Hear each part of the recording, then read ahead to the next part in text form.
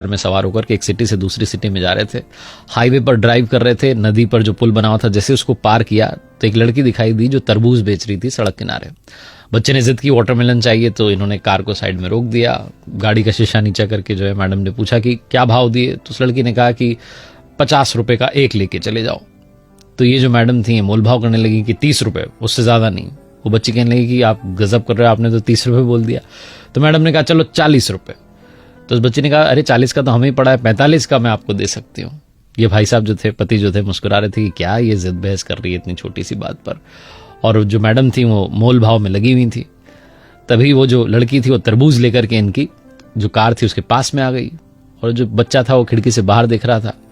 तो मैडम थी, उन्होंने एक और इमोशनल दाव खेला। उन्होंने कहा कि अपने छोटे भाई के लिए दे जाओ 40 रुपए में। तो उस बच्चे ने कहा अरे वाह कितना प्यारा बच्चा है, क्या नाम है इसका। तो उस बच्चे ने बताया मेरा नाम गोलू है। कहने लगी वाह तुम तो सच में गोल मटोलो। और तब जो है उसने वो तरबूज उसके बच्चे के हाथ में रखना चाहा, तो वो जल्दबाजी में, छोटा बच्चा कहां संभाल पाता, वो नीचे गिर गया। 5 किलो करीब का तो तरबूज रहा होगा, उसके 3-4 टुकड़े हो गए। बच्चा रोने लगा कि मेरा तरबूज गिर गया। तो बच्चे ने कहने लगे अरे मेरे भैया नाराज क्यों होता है, मैं दूसरा लेके आती हूँ। फटाफट से दूसरा लेकर के आ गई। अब ये मैडम ताव में इनको लगा कि 2-2 के पैसे लेगी। कहने लगी हम उस टूटे वाले के पैसे नहीं देंगे और इसके भी 40 रुपए देंगे, कितने का है ये। उस बच्ची ने कहा, जो लड़की बेच रही थी तरबूज की, मुझे तो आंटी जी कुछ चाहिए ही नहीं, मैं तो अपने छोटे भैया के लिए लेकर आई हूं, मेरी ओर से तोहफा है इसके लिए। तो कहने लगे नहीं तुम पैसे तो लो। जो पतिदेव थे भी मुस्कुरा कर कहने लगे कह रहे तुम 100 रुपए लो दोनों तरबूज के, टेंशन ना लो। उस बच्चे ने कहा नहीं मैं अब पैसे नहीं लूंगी, आपने कहा ना मेरा भैया है, भैया से पैसे थोड़ा ना लेते हैं। तो ये जो मैडम थे उन्होंने कहा कि अरे ये तो मैंने ऐसे ही कह दिया था, तुम पैसे ले लो।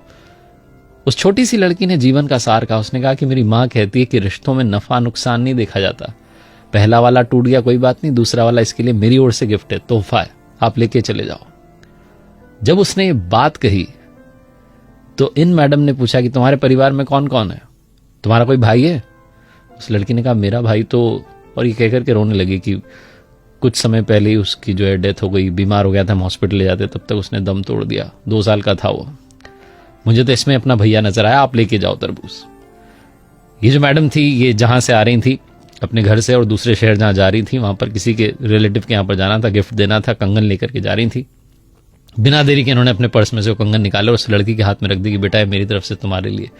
वो लड़की कहने लगी कि अरे तरबूज के बदले ये। तो इन्होंने कहा हाँ बेटा, रिश्तों में नफा नुकसान नहीं देखते, तुमने इसको अपना भैया माना, मैं तुम्हारी माँ हुई, मेरी ओर से तुम्हारे लिए, अपना ख्याल रखना और सबका ख्याल रखना। ऐसा बोलकर के इन्होंने गाड़ी आगे बढ़ा ली।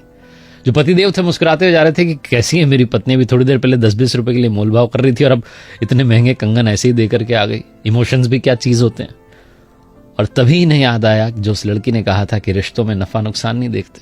बिना देरी के इन्होंने अपने बड़े भाई को कॉल लगाया और बोला कि अरे वो वाला प्लॉट आप रख लो, वो बाजार की दुकान आप रख लो, मुझे नहीं चाहिए, मैं कोर्ट में जो मुकदमा किया हुआ है वापस ले लूंगा।